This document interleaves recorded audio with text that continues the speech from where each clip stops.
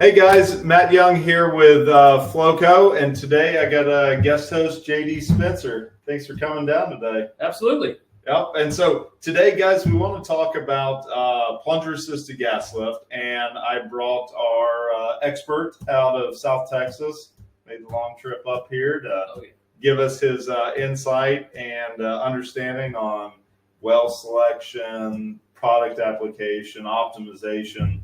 Things like that, all situated around plunger-assisted gas lift. Yeah. So yeah, thanks for coming today. Hopefully we can pick your brain and learn something about PAGLE and GAPL, and maybe even learn what's the difference between the two. Well, hopefully I can help out. We'll see. But thanks for having me.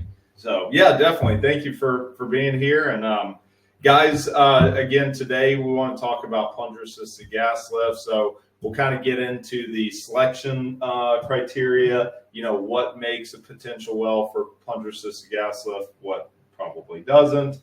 We'll go over a little bit on the equipment, some of the different choices of equipment you can use. And then we'll also look at a couple case studies, ways to identify, where you're lifting from on a gas lift system to determine your BHA for plunger setting, things like that. As always, we've got a poll question up. We've got our chat or message board going too. So if you have any questions, feel free to type them up on the message board. We'll stop and pick JD's brain. Maybe you can throw a tough one at him and see if we can stump him today. But if not, happy to answer the questions, kind of go through that. If they're really good questions, we'll stop the conversation and discuss them. And then we'll save all other questions for at the end and just kind of run down and get your thoughts on everything. Sounds good. So perfect. Well, guys, as always, too, we'll record this. We'll post it up on the website when we're done. So if anybody had to get off early, if you want to go back and take a look at what we said, you disagree with something, want to rewatch it, you got all the opportunities in the world. Just we'll put that up on the website so you guys can see it. So, and of course, if anybody wasn't able to attend, they can jump on and see it that way as well. So, JD, you want to get started? Let's get started. All righty.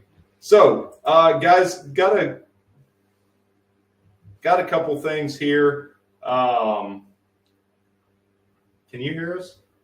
Okay. All right. I just want to make sure. We got a message over here that somebody can't hear us. Uh-oh. Oh, I can hear fine. Okay. Now we got some different opinions on that. Okay.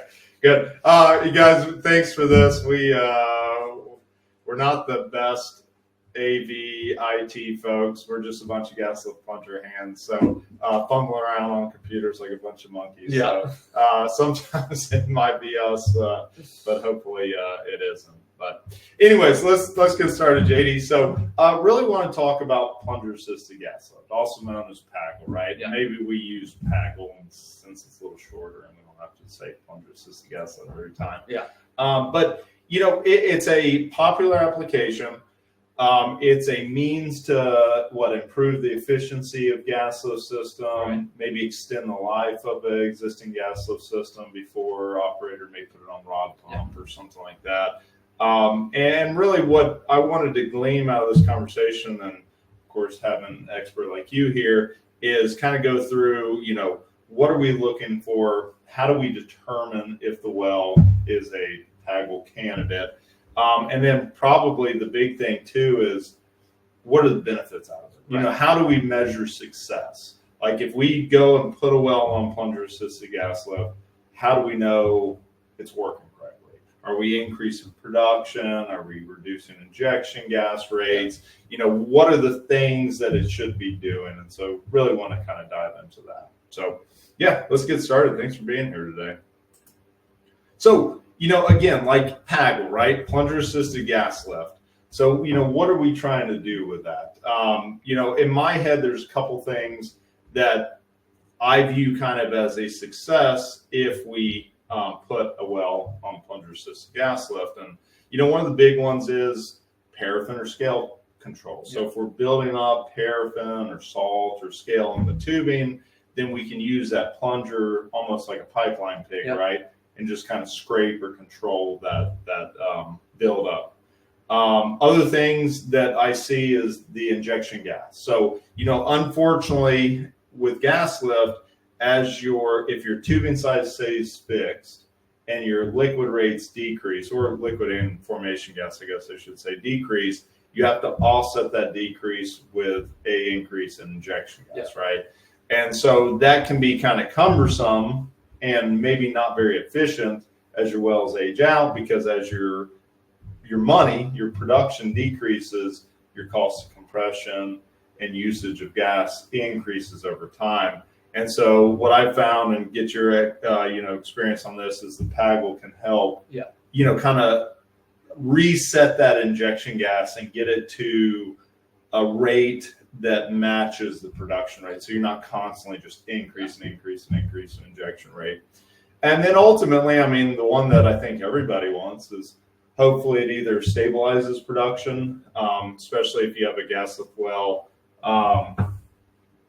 that is flowing under critical velocity, or if you have like that annular mist kind of flow regime, that it helps scrape a lot of that fluid and bring it up to surface. So yeah, that's exactly what we've always seen. And just so that everybody knows where I'm coming from in my perspective, since 2010 I've been working mostly in the Eagle Ford Shale, and then other small South Texas fields around there, maybe the Wilcox a little bit, some other fields. So any of my input comes from that perspective. And I know that there's things being done a little differently in other areas, primarily West Texas. So that's where a lot of it comes from. But yeah, back in 2010, we started first, maybe 2011, we started first putting these on some of those Eagle Ford wells, primarily for the paraffin control, because we were gas lifting those wells. Those wells were cooling off. Paraffin was really becoming an issue. And we started out with paraffin control, which we were successful with. And then in that, we found that injection gas reduction, and that's where I've honed in kind of on different rates that we'll talk about later. And then also production enhancement. What I like to try to tell people to focus on more than production enhancement, if you're able to, we'll talk about it later too, is really bottom hole pressure reduction. Because the Eagle Ford, as we know, is a really tight formation. And so once we're down in those minimal barrels per day, say sub 30, or sub 50 down to, in the single digits, 10, 15, 20 barrels a day, you may not get much increase. But if we can see that we reduce that bottom hole pressure a little more, that's kind of an easier way to judge the success. So yeah, we started with paraffin control, but we've also honed in and actually see a very consistent benefit in the injection gas and production as well. Yeah, and that makes sense. And on some of the case studies that we show, we'll talk about that piece of it, is that if you see a injection pressure reduction, depending on if you're lifting, again, primarily if you're lifting through an orifice valve or around into tubing in a PAGLE application, that injection pressure reduction, it's just a linear gas gradient down to your lift depth, right?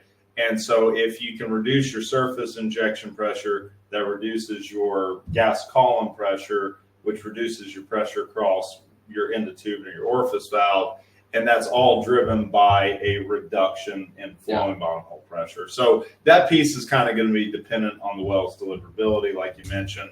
If it's like a near vertical deliverability line, maybe you don't gain much in production, but you're still further lowering that flowing bottom hole pressure. And that also helps you later down the road. That's why everybody, I think it's very subjective whether operators like a live valve on the bottom, maybe a flag valve or an orifice. But that's why my opinion initially now is to go with an orifice. And a lot of that is driven by evaluating the success of our PAGLE later on in the well. Because now we can get an estimated fairly close flowing bottom hole pressure, and now it's easier to compare to maybe do we go to rods or something else, or would that be beneficial? I see, because that makes sense, because you can use your surface injection pressure if you have an orifice or in the tubing, and based off of that surface injection pressure, you can calculate your drawdown or your additional drawdown when the plunger is introduced. Yeah, good point. And I think I have a case study or two that shows both a just surface pressure change, how we can see what that does, and then secondary, we have another case study that we actually put a gauge down at the bottom of the well, and so we can kind of correlate that difference in surface injection pressure reduction and what that actually looks like downhole, basically at the end of your tubing string. Yeah. So yeah, that's a great point. Definitely show that here to the group here in a few minutes. Yeah. Perfect.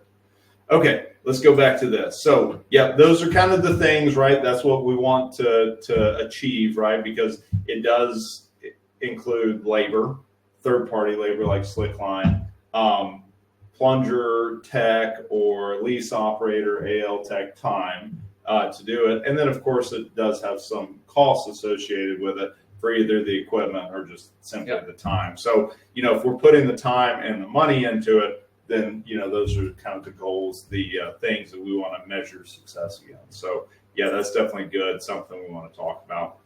Another thing, JD, I want to talk a little bit about today is the, of course, there is some equipment required, right? Surface equipment to house and catch the plunger, to measure like flow rates and control when the plunger falls, when it arrives. And then, of course, the plunger types themselves, too. And I listed kind of two of the most common ones, either bypass or two-piece, but basically like a continuous flow style plunger is really what we're looking at. Yeah.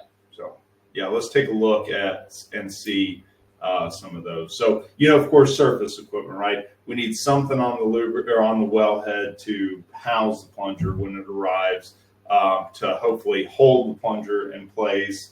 So it's not just as soon as it gets up to surface falling back down again.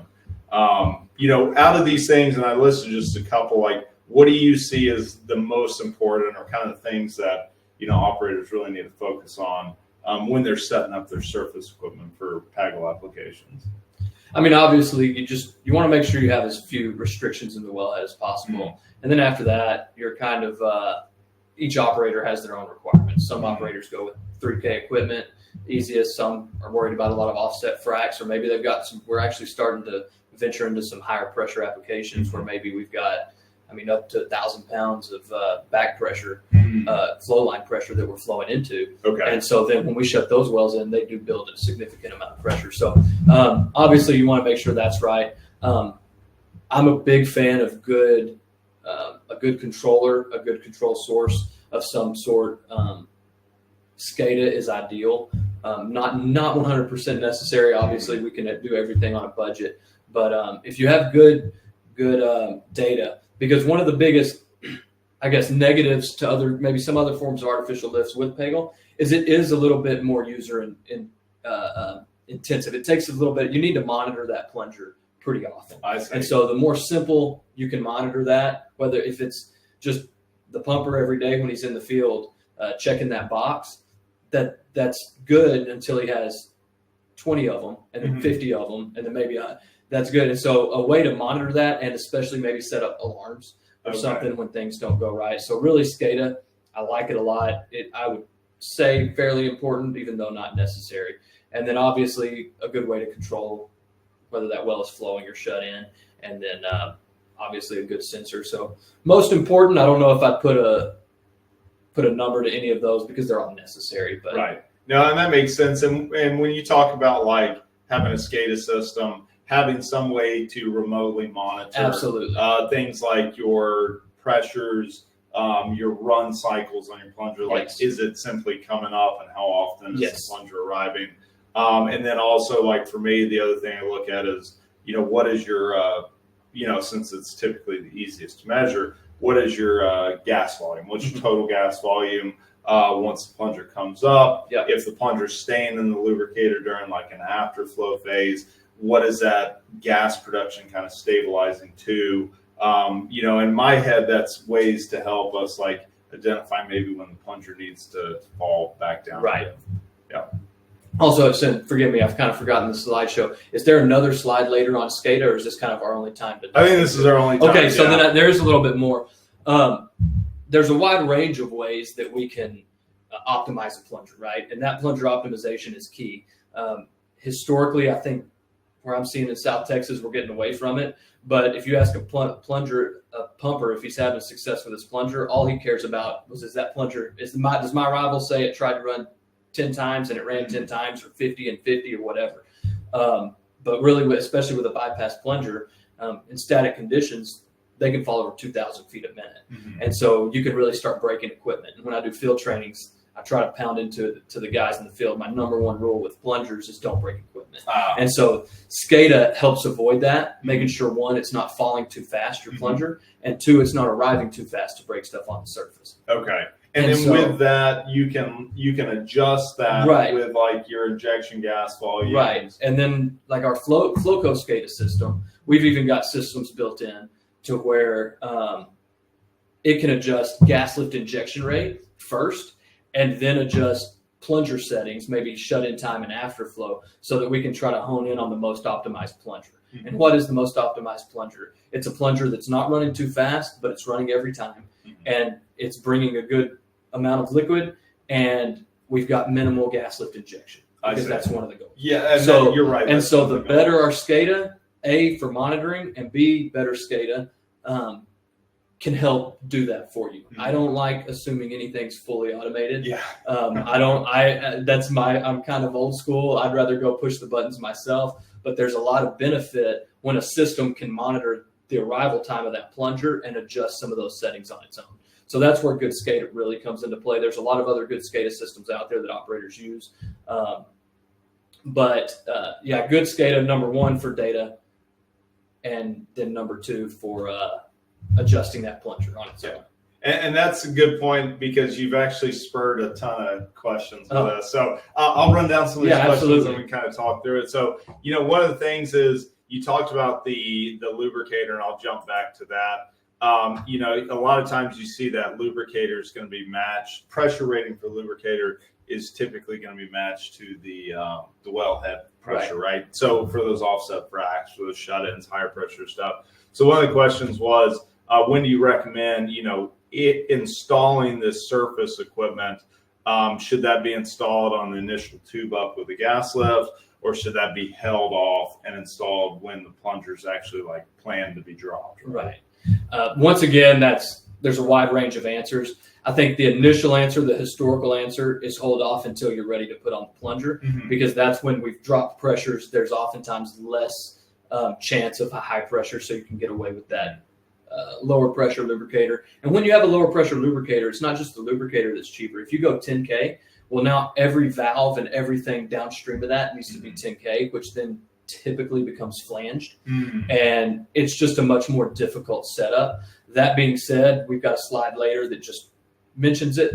There are now lubricators on the market. We've got a lubricator on the market that can basically act as part of your wellhead. Some operators have actually tried that. It's very few at this point, but it looks very promising, where it's a 10K rating, no restrictions for flow with or without a plunger, and it can be put on much earlier in the life of the well. And then you can match that pressure rating of the well. Absolutely. Okay. And so then you can, so really it can go either way, not to be too diplomatic. I don't know what the word is, but no, I mean that's a good point. You can do it up front as long as you're matching wellhead pressures, or wellhead pressure ratings, I should say, or you can do it down the line. So you have the flexibility. And the positive a lot of operators see is it's then on the initial AFE of that well versus having to count toward LOE later, and that's where I think a lot of those come into play. So there's just us being on the service side, there's kind of a lot of nuances that are different for every different operator, where they kind of have to, you kind of need to balance the advantages and disadvantages. Yeah, that makes sense. You mentioned, minimizing pressure rating or pressure drop, any kind of restrictions. One of the questions asked about specifically, reducing any kind of pressure drops at surface is your control valve at surface. Do you prefer like a 2-inch full ported or a standard 1-inch trim? I always prefer, if we can go standard 2-inch, because then you're minimizing that pressure restriction. A saying an old timer had, he's no longer in the industry, but when people say, well, our motor valve's full open, it's a 1-inch, you'd say, well, then that's not full open, that's a 32-inch choke. Because 3264. Right, 3264. Or no, I guess it'd be 64 or 128, but I see what you mean, So anyway, I prefer as much open as possible. If you can get that full 2-inch, I know there's a lot of operators out there that stick with that standard 1-inch trim, and in the right situation, that's not holding any back pressure anyway. But the things that you can implement to reduce any back pressure. absolutely, helps. the more the better. All right, and then we got kind of a two-part question over here too, in terms of plunger speed, especially for PAGLE applications, is going to be primarily driven by injection gas, right? Or well, it's driven by a lot of things. Okay. So, and I'll try to be as quick as I can. What do we have till 11 o'clock? Yeah. Okay. But I mean, we got good questions. Yeah, no, I want to stick on it, but that way I'm judging. So the question is the plunger speed we're looking at. My rule of thumb is I try to stick to 500 to 1,000 feet per minute, but that's going to be round trip. So with a conventional plunger where we're running from bottom, we're looking for that. And let's say 10,000 feet, because I think I can stick with that math in my head. 1,000 feet a minute would be a 10-minute run. Right. A 500 foot a minute would be a 20-minute run. So you're looking at 10 to 20 minutes. Well, with a bypass plunger, we're typically shutting it in for minimal, very, ideally a couple seconds, maybe a couple of minutes to let that plunger start to fall. We don't want it more than that because, like I mentioned earlier, it can fall 2,000 feet a minute plus. So in a 10,000 foot well, it could be slamming that bumper spring in 5 minutes or less. So back to the speed of that plunger, I want to still, and I don't get, I try to keep things as simple for my brain as possible when I'm operating. Things can become so nuanced. I just try to assume my time is from the surface to the bumper spring and then back up to the surface. So now I'm doubling that time from a conventional plunger. So if I want it traveling at 1,000 feet a minute in a 10,000 foot well, that's going to be 20 minutes. Yeah, 10 minutes down, 10 minutes up. Yeah. But it can also be as slow as 40 minutes. That's 500 feet a minute down, 500 feet a minute up. And so really 20 to 40 minutes. With a bypass plunger also, I'm much more concerned with an exceptionally fast run than a slow run. What do I mean by that? If it's running 10 minutes fast, so it's running in 10 minutes, I'm much more concerned with slowing that down than if it's running in, say, 50 minutes, which is 10 minutes under my. Because you can increase your injection to speed that up, whereas if you back off injection and still running fast, you still risk that damage. I'm not sure I mentioned the original question was, is injection how I control that? Right. So there's a few factors. One is the off time, because the off time is when that plunger's falling. So if we shut it in for, let's say, 5 minutes and it's falling at 2,000 feet a minute, I've fallen all the way to bottom with no flow slowing that plunger down. So now it's going to come back in 10 minutes. So off time has a big factor. Okay. But also injection gas is too. They both are. Gotcha. Yes. And afterflow a little bit, because that's when more liquids are feeding in. And so those liquids, as that plunger falls through those liquids, it slows it down. So afterflow does a little bit too. But I kind of consider, if I equate it to, say, a scope or binoculars, you've got your coarse adjustment and your fine adjustment. Okay. I consider more that off time as a coarse adjustment. A few seconds may affect that plunger runtime a lot. Okay. Whereas the fine adjustment being the afterflow, you might adjust afterflow by quite a few minutes and maybe only affect that plunger a little bit. Gotcha. But really, so the big major factors, to kind of keep it simple for this course, the big major factors are off time and, yes, that injection rate. Okay. Yeah, perfect. So it's not just injection rate, it's off time. Correct. And injection rate. And I like that coarse and fine-tuned adjustment. So you've got afterflow, off time, and injection rate. Right. And two of those are going to be coarse adjustments. One's going to be a fine-tuned adjustment. Right. And I don't do all of those at one time. Is this our only time to talk about this still? Or I don't. Yeah, we'll do it.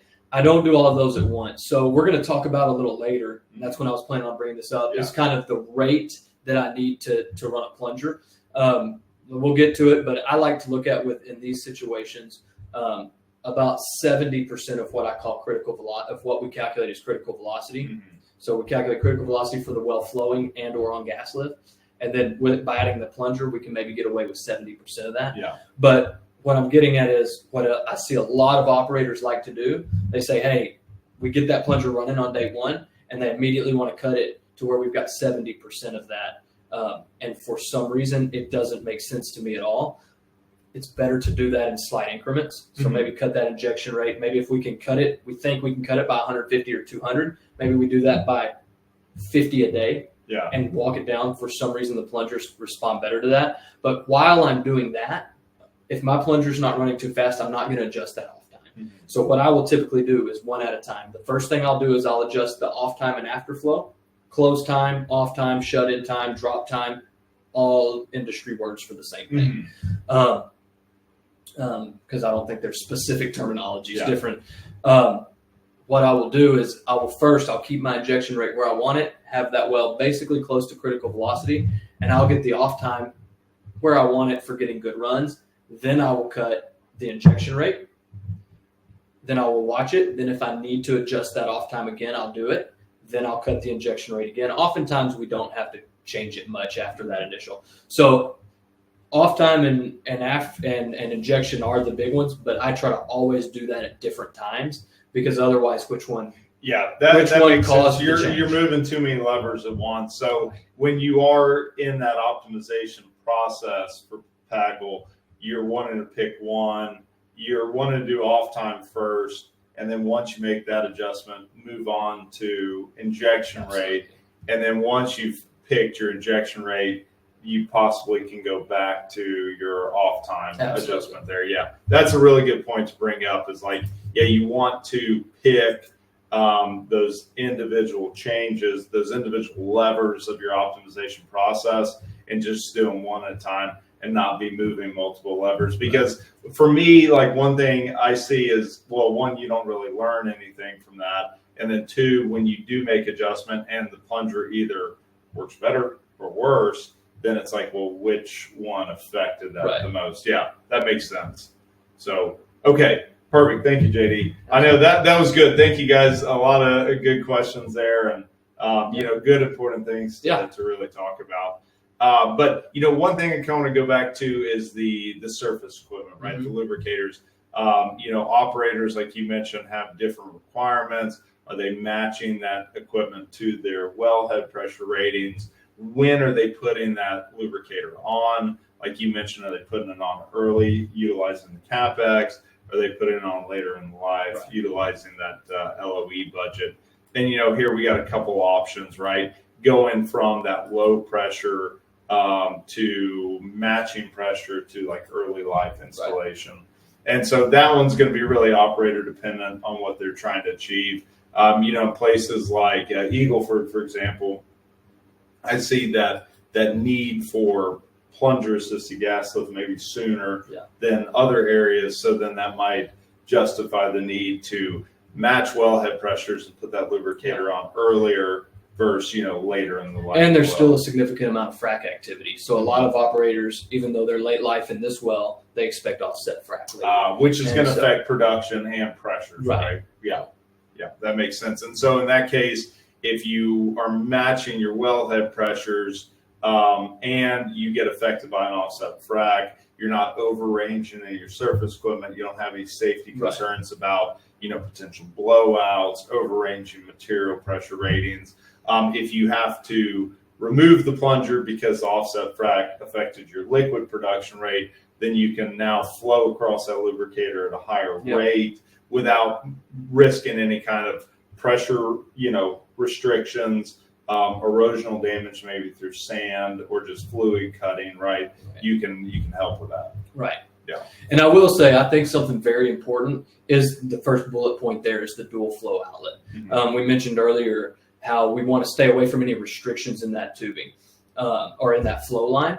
And single flow outlet causes a lot of opportunity for that plunger to be a restriction. By getting dual flow outlet, you have the ability for that plunger to kind of come up above the bottom flow outlet, and you will have some flow around that plunger. So by dual outlet, there's kind of twofold. One, you can allow it allows for less restriction on flow, but two, it's pertinent for a bypass plunger to go all the way to the top of the lubricator. Mm-hmm. The reason being, whether it's a dart style bypass or a ball and sleeve. Jump to that so we can see that. Yep. Yes, a dart style bypass, and what's not in that picture, all of those, essentially the dart is closed. You see the little grooves at the bottom of those plungers. There's a dart inside of there. So when that dart is closed, the plunger, no flow can go through the middle of the plunger, so it comes to the surface. When it's open, flow can pass through those ports and come back out the top of the plunger, so now it can fall against flow. So in order for that dart to be shifted, it has to hit all the way to the top of the lubricator. And so by having a dual outlet, we can control that flow a little bit and allow for that plunger. I would argue it's going to be near impossible to run a bypass style plunger in a single outlet application.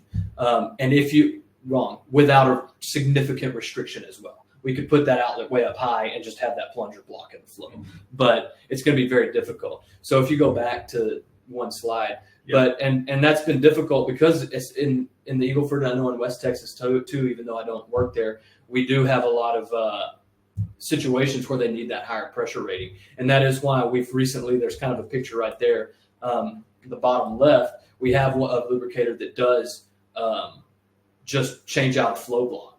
And so that lubricator, you just replace the flow block, your whole wellhead maintains pressure rating. That flow block is 10K rated, and the flanges are just cut on it, whether you got a 5K or 10K tree. And so the flanges are what regulate the pressure rating of that.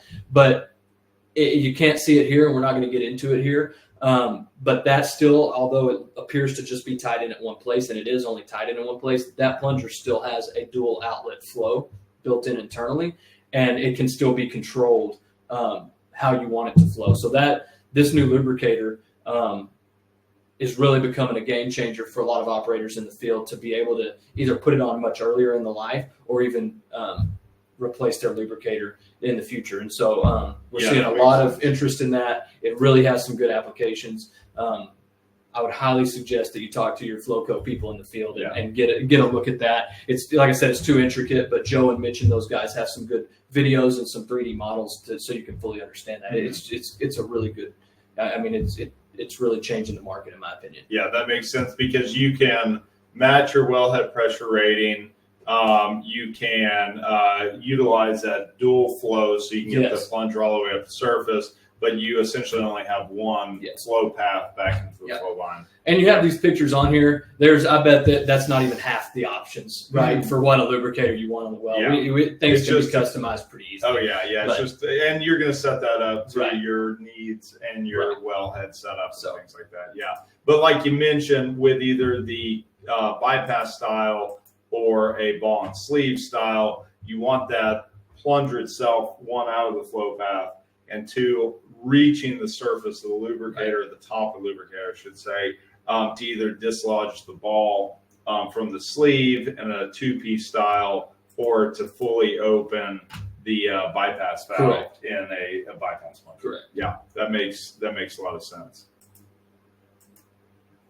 Hey, we got one more question on that. So let's see, what's the most common lubricator for slickline units to hook up to? Is there like a certain flange type? Any of those, all the lubricators. So there's two kind of standard lubricator caps. One you're talking about the top. The top part. Can they see your cursor? No, unfortunately not. Yeah. The top. Trying to figure out how, but basically the top of the lubricator can be taken on and off by hand. By design, they're still pressure rated. Is either going to be 8-round threads or it's going to be a Bowen style connection. Okay.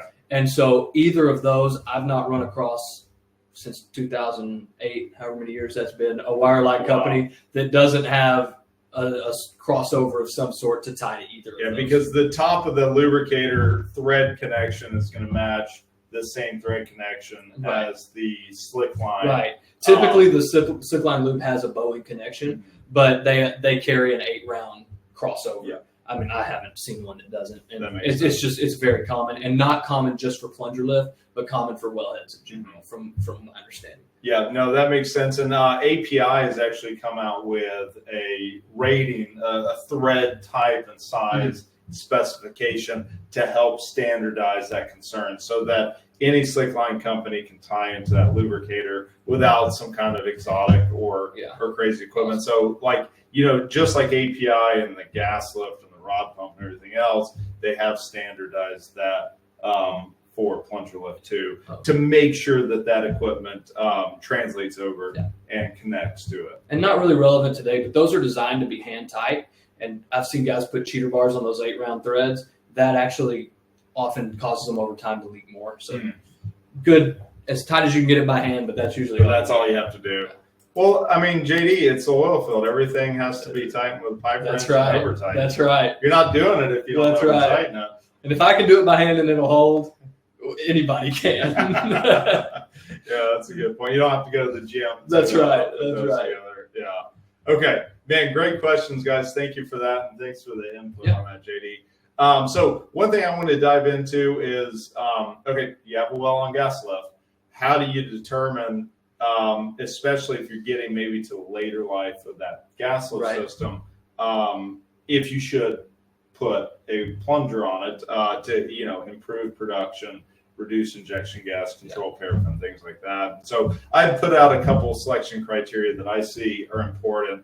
Is of course, one, just like a gas lift system, we want to be able to lift as deep as possible, right? And that could be through hopefully your number one or your deepest gas lift valve. If you have a Packard application, maybe around in the tubing if you have a PAGLE application, something to where you can reduce the greatest column density of fluid and get that plunger as deep as possible, right?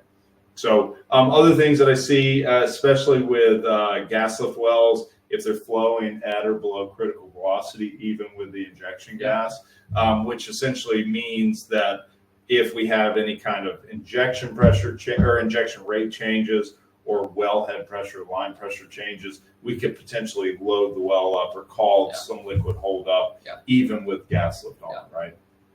And I know you mentioned something about 70% of critical velocity, right? Is kind of like your target. My rule of thumb. Yeah. So oil field loves rule of thumb. That's all I work That's what we live by. No, not all, but until some of the guys I work with use a rule of thumb and I ask them why the numbers are exact, right? But no, I used to really struggle with when is a gas lift well ready for plunger lift, and really it's much more simple than I ever thought. Really, if you're on bottom, in my opinion, it can benefit from a plunger.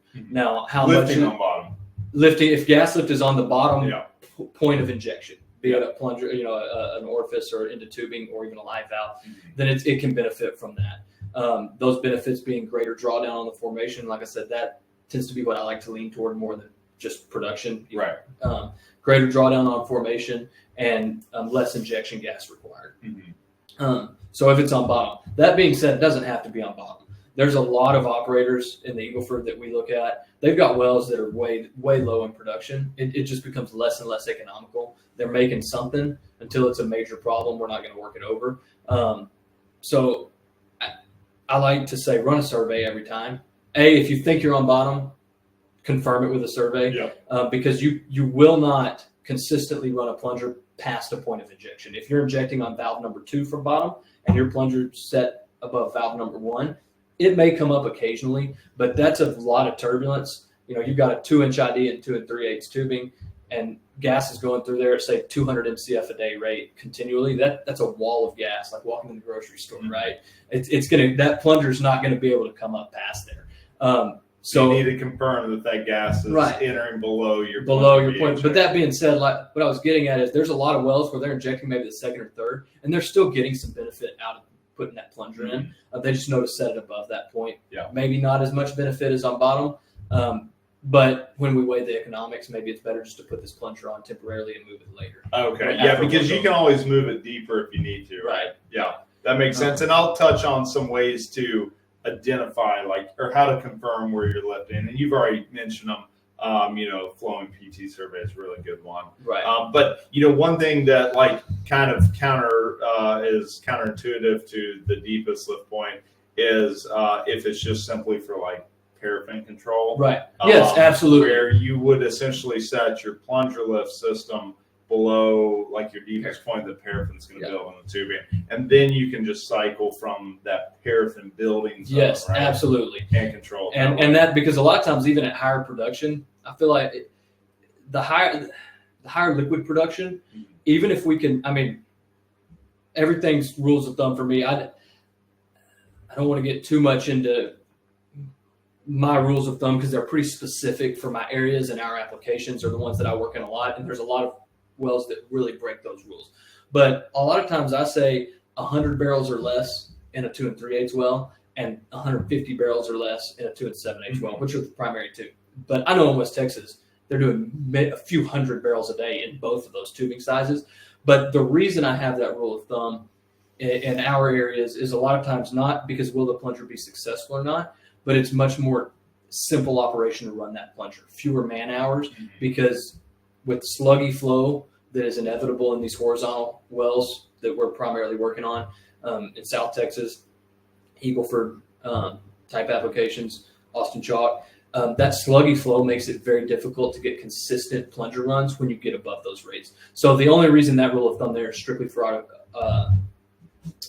operations. There's a lot of good operators that are doing it at higher rates. Yeah. But for the sake of the conversation.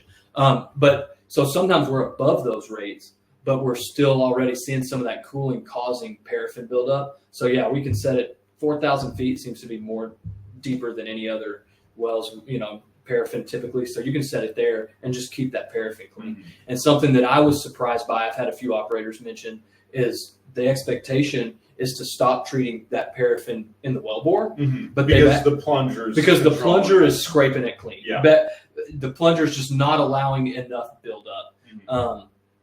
And to that, I have a lot of people say, "Hey, it ran for 30 days, but then the paraffin got too bad, and the plunger quit running." I would argue maybe the plunger quit running and the paraffin built up, right? Which is coming. If it'll run for a handful of days, a week or two, I typically think the paraffin will come after the plunger quits running. But like I said, we've seen it. I've been told by some operators they're not only seeing that benefit downhole, but they're also seeing some benefit in their flow lines, strictly because now that liquid's coming up more in a slug, so it's coming up a little bit hotter, and so it's hotter, so it's not solidifying as quickly or as much in the flow lines. Okay. So there's actually, I'm not going to hang my hat on that. I'm not going to promise the world there, but I've had more than one operator observe that as a benefit and relay that to me without me even asking. Yeah. So, and that's a good point. It's like you're changing your flow regime. And so if you can surface the fluids faster, they have less time to cool down. And so you're sending them down the flow line at a higher temperature, preventing some of that paraffin buildup in the flow line. That's interesting. Yeah, that's a really good point there. So, and this kind of goes into that piece too, right? It's like if you're considering plunger assisted gas lift, we've identified our lift point. We've, found where we're going to set the plunger, what depth we're going to run it from, things like that. In my head, the next piece is like, how do we measure success? Right. And in terms of like, if you go through the trouble, the cost, the time to implement plunger assisted gas lift, how do you prove that it's working, right? And so, you've mentioned this multiple times, and we'll show this in the case study if we have time running. We like to talk about it. But we'll talk about drawdown, changing your flow and bottom hole pressure because you're changing your flow regime. I know another big one is the injection gas, right? Is that now instead of having to maintain a velocity that's greater than your gravitational pull, maintaining that density just through injection gas volume, you have that interface, that plunger that is between your liquids above the plunger and your injection gas below. Right. And that's where you mentioned you can reduce that injection gas rate. Right. So, and I'm asked often, how much can I reduce injection? You can't say that as a general rule, but what I will speak to, my general rule for, we'll just go by the bullet points real quick. Greater drawdown. I don't think it's unreasonable to expect a give or take 20% drawdown in bottom hole pressure. Over your flow and bottom hole pressure on gas lift. And drawdown isn't actually right because that I think would consider static bottom hole pressure to flowing bottom hole. But what I'm saying is if I've got my flowing bottom hole pressure at 500 PSI, or the way I would look at it is I'm injecting through an orifice or around into tubing, and my casing pressure at the surface is 500 PSI. It might be 100 PSI greater down hole, but keeping it simple for today, my casing pressure is 500 pounds. By adding that plunger, I would not think it unreasonable to expect that casing pressure to drop to 400 PSI. And I think it is important. We'll click to those later. I'll pull those up. So seeing that greater drawdown, and that's what I'm seeing. So maybe that doesn't equate to a lot more production, but we see the success. There are also some operators that only have bulk and test production. So I can't see on a daily, weekly basis if that well is actually producing more. But what I can see is that I drew that bottom hole pressure down. And drawdown equates to production. It should, right? Yeah. Then the other thing, like less injection gas. So my general rule of thumb here, and is based on from optimizing plungers with gas lift is, like you said, we've got critical velocity. We calculate that at X. Based off tube and size. Tube and size and back pressure, Back pressure, is the simplest way. That's Turner's. I know there's some more accurate ways to do it, but you calculate whatever we think our critical velocity is. And I've seen it not unreasonable to expect we can get away with about 70% of that. Okay. That of gas that value. velocity. Yeah. So just simply put, if we calculate critical velocity at 500 MCF a day, then by adding a bypass plunger, we'll run at 350 MCF a day or more, right? So if my total gas is 500, it's going to start loading up below that point. So with gas lift alone, I need to maintain total gas volume of 500 MCF a day. So by adding that plunger, now I can reasonably expect to maybe get it down to 350. So how much does that cut my injection? Well, if my well's making 350 and I'm injecting 150, I can potentially cut all of my your injection gas. And that's where reducing that injection gas allows you to either reduce your compression horsepower, absolutely, or more importantly, allocate that gas to a higher producing well. So you're not constantly using your fixed volume of gas. For lower producers, you can allocate that to newer or higher producing wells and essentially make that gas more useful in terms of what it's doing. And in South Texas, where gas lift is pretty prevalent, I don't think there's many operators that would argue that their biggest operation expense isn't compression, right? And so when we can potentially decrease that total compression needed, when you've got a big field of a lot of wells, that can really add up to a lot of savings. Yeah, you're right, because if you start reducing 100 or 200 MCF per well, compound that over 200 wells, that means less horsepower of compression out in the field. Or if you have a very active drilling program, that means you don't have to add any more additional compression. You can just simply allocate that gas to your newer wells. That makes sense. So, when we look at like getting ready to install a plunger, one of the first things we talked about is we need to determine where we're lifting from, right? And that's going to depend on the type of system we have, Packard versus Packerless, round into tube, enter through orifice valve. And so some of the things that we want to look at is where are we lifting from, right? And so some of the things you've already mentioned, running a flowing pressure temperature survey, probably going to be your most accurate way. Very best. Yeah. I don't like just looking at casing pressure because there could be issues I don't know I'm having. They're giving me a casing pressure that falsely indicates my point of injection.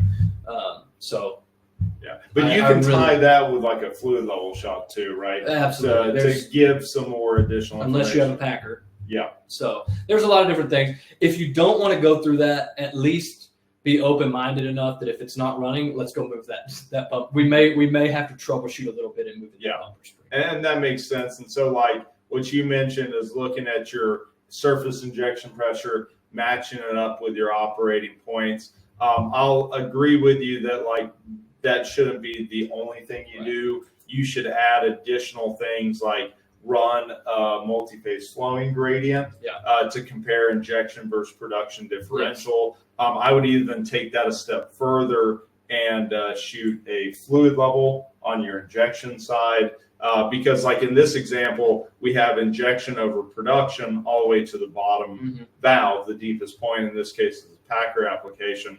But if you went and shot a fluid level, and let me step back, injection pressure matches with what you're lifting at, production pressure matches with your multi-phase flowing gradient, but you shoot a fluid level on your backside and your fluid level is at 4,000 feet.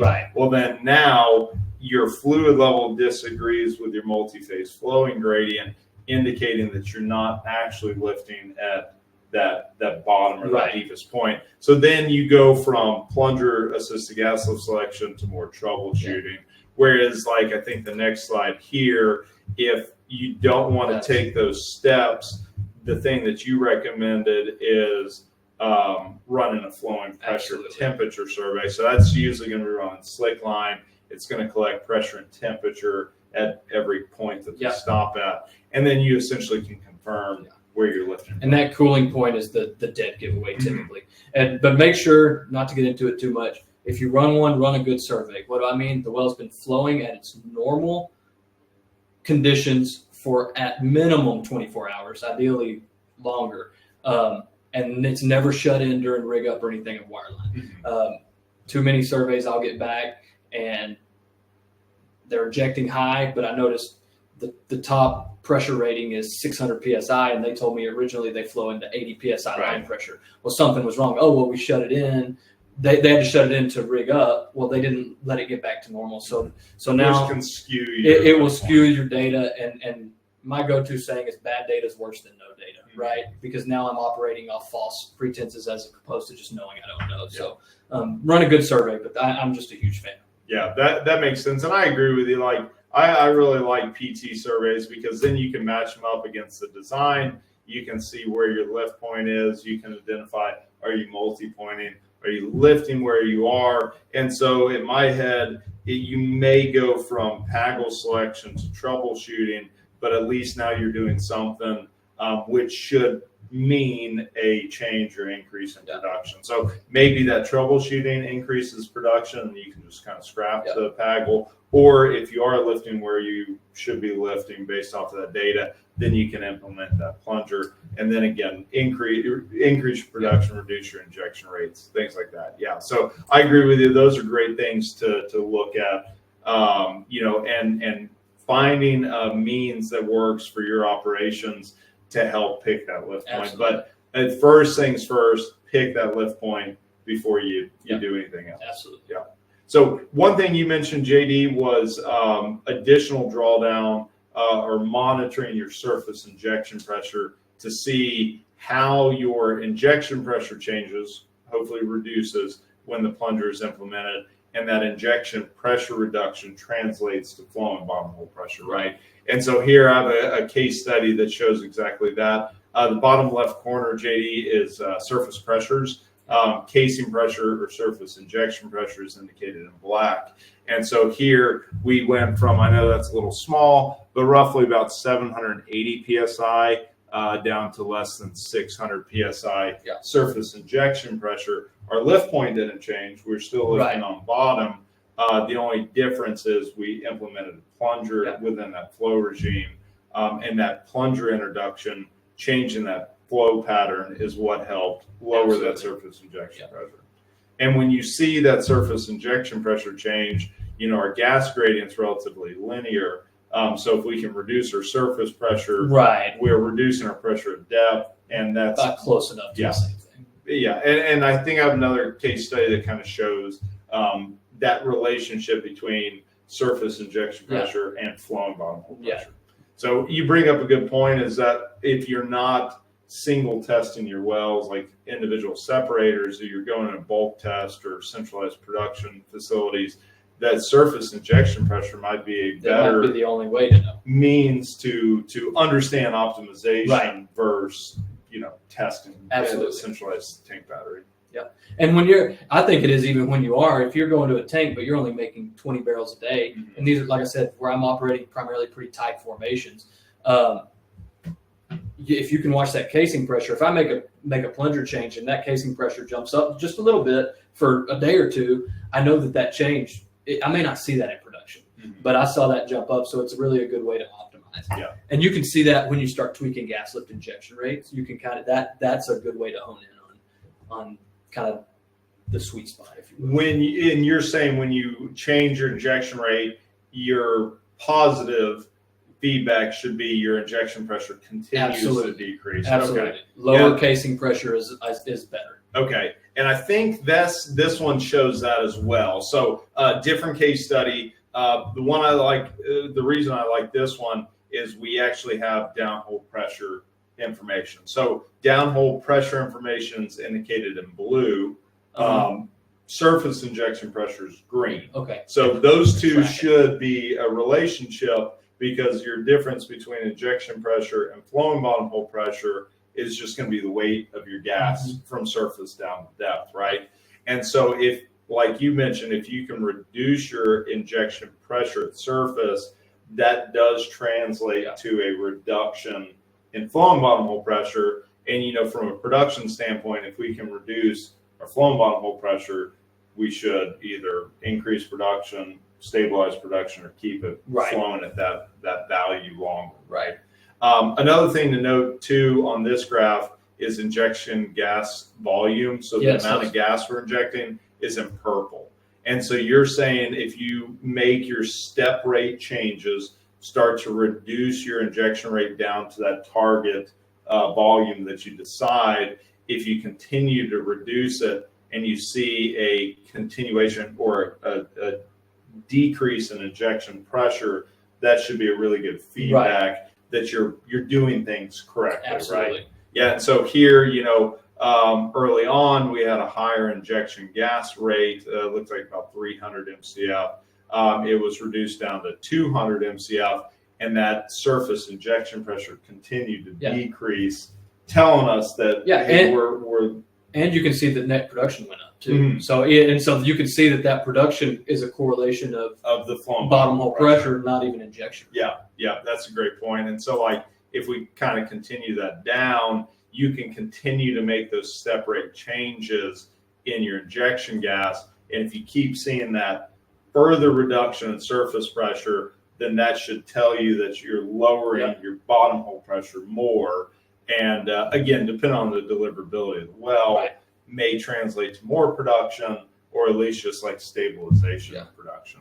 One thing that I'll note too with this, and this is one of the questions that came up, is this is where in my head SCADA becomes really absolutely helpful. That's mainly for two reasons. One, for tracking, but to kind of answer one of the questions here is that if you have a change in wellhead pressure, say your line pressure goes up, well, then your SCADA system should recognize that increase in line pressure, and to try to offset that, increase your injection volume to keep that plunger running even at those higher wellhead pressures. Yeah. And I like this. It kind of goes to what I said earlier. You can see when we drop from 300 to 200 on the original slide, injection rate, production kind of continued to increase. Yeah. But now from 200 down to 150 and then to 100, production, we didn't notice a big increase in production there, but you could see that casing pressure still falling. So at the very least, we're injecting less and maybe helping maintaining the same production with less injection, which would be better. Yeah, right? I mean, that makes sense. And bottom hole pressure is still lowering, and we didn't see it as much in production. Mm-hmm. So and you're right. I mean, these wells, in terms of like IPR deliverability, they're almost vertical. Like there's not going to be much overall deliverability change, but the lower you can keep that flowing bottom hole pressure, the better. One of the things that was brought up too is okay, so we're injecting less gas on this well, depending on where we're lifting in terms of, are we lifting around into tubing? Are we lifting through an orifice valve? Are we lifting through a live valve? Could also be the limitation on injection gas. Yes. And for the question that was presented here is that if we're lifting on our orifice or into tubing, then you could go to 0 in injection gas rates, right? Because there's no minimum required to lift around those points.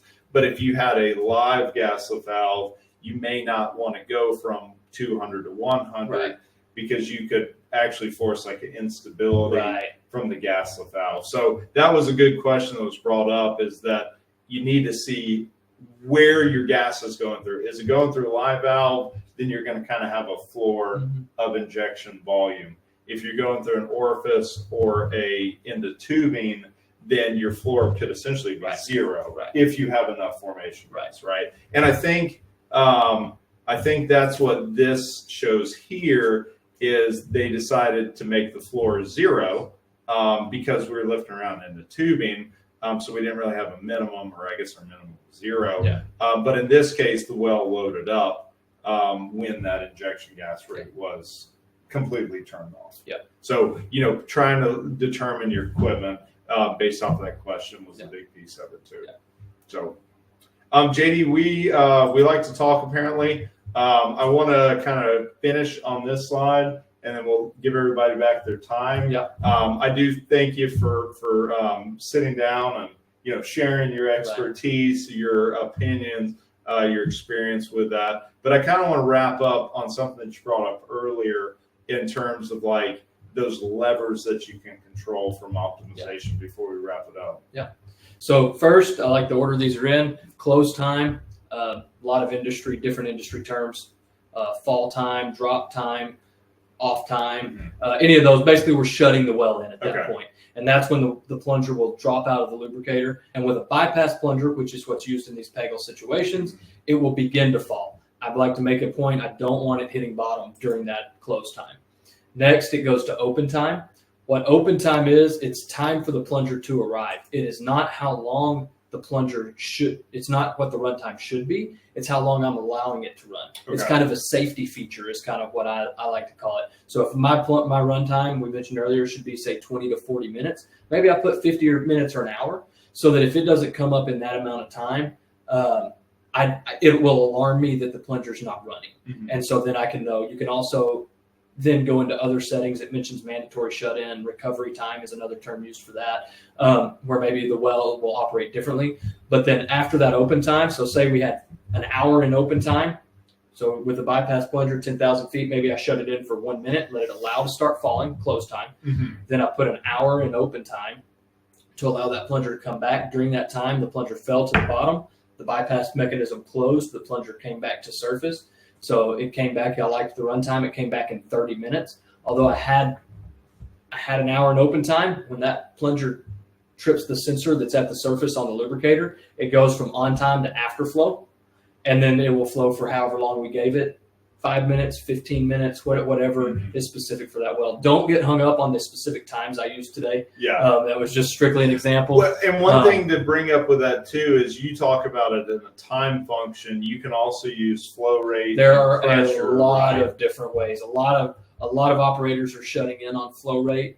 A lot of operators are once flow rate falls below critical velocity or X% of critical velocity, they'll shut it in. Then they want it to build to a minimum amount of pressure on the tubing to come up. You can get very intricate with it. There's a lot of operators I find. I mean, honestly, within the last month, some operators operating it in ways I hadn't thought to do it. Plunger lift, I'm not a real artistic person, and I'm not good at thinking outside the box. But plunger lift, it really lends itself to open people who think that way.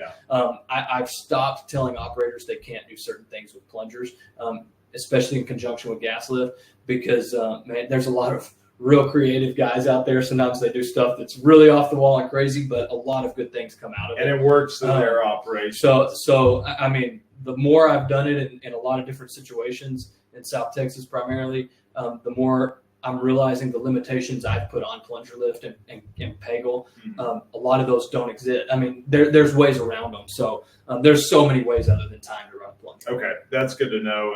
And JD, thank you for your time. Yeah. Guys, thank you for your time. We appreciate it. Thanks for watching the presentation. And you guys got any questions or anything? If you disagree with what JD mentioned, this is the time to ask. And other than that, we'll see you guys next time. Thank you. Thank you.